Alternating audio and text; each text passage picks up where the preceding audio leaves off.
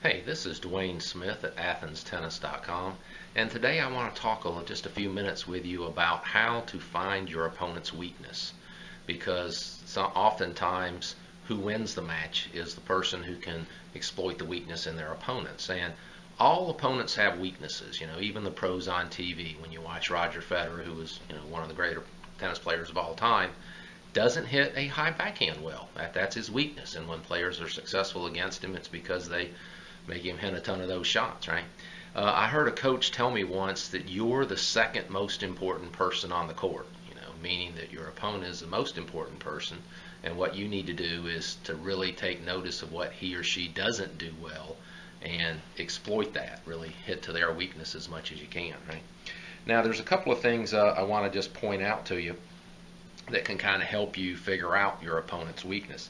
And that is, first of all, if you've played the player before, you probably know his or her weaknesses, and hopefully you remember from previous match, how you could be successful exploiting that.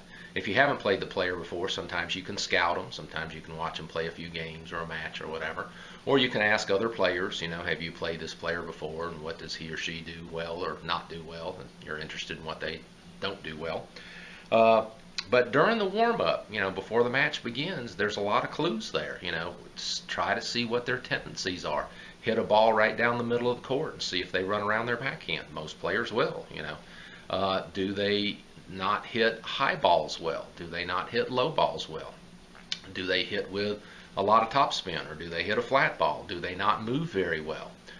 Most players like the ball in what we call the strike zone, basically like a pitcher strike zone. And if you give them a ball high up near their shoulders, they don't deal with that well. Or you give them a ball low down near their ankles or knees, they don't deal with that well. So again, you need to be looking for the weaknesses during the warm-up. What does this player do or not do well? Do they volley well? Do they not volley well? How close do they stand to the net? Can they handle volleys that are low or close to the body? Can they handle the lob very well? So again, you want to focus on what your opponent can't do during the warm-up.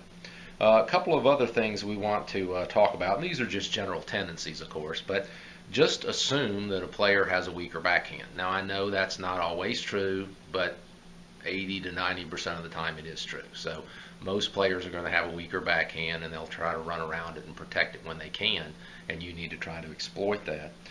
Most players run well from side to side, left to right, but they don't run very well front to back. So a lot of players are susceptible to drop shots or drop volleys or short balls or very, very deep high balls. They just don't see those balls coming and don't react in time. Obviously, a tall player has trouble with low balls. So if you can get a ball down near their ankles and stuff, it's tougher for them to scoop up those volleys or low shots. They also have trouble with balls that are hit close to the body, right down the middle. So again, that's a problem that gives tall players, some troubles. Short players, of course, obviously, if you can get them to the net, then they're much easier to lob over. They don't have quite the reach on the passing shots, so that would be a tendency for them.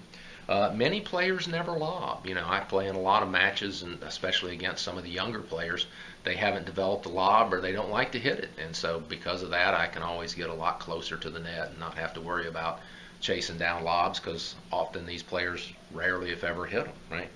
Older players obviously don't have as much mobility, so if you're playing an older player, they certainly can't cover the court like they could in their younger days, so that's something to look at. And in doubles, remember, there's generally a weaker partner.